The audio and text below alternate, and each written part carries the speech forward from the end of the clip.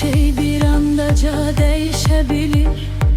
İlahi kömək ol, mən tələsməyim. Bu həyat sanki bir yuxu kimidir.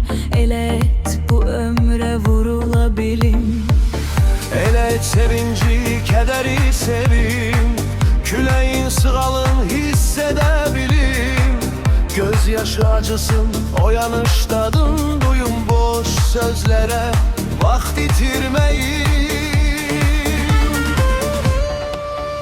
Bilirəm nə dünən, nə də sabah var. Gəlmənin zamanın əlindən qurtar. Şeiri mən yazım, müəllif sən ol.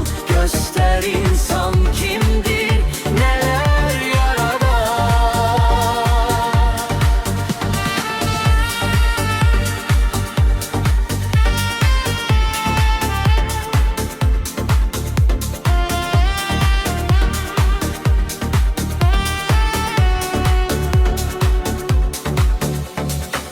Qorxunu, şübhəni qəlbimdən silib, sonsuz sevmək üçün sən cəsarət ver.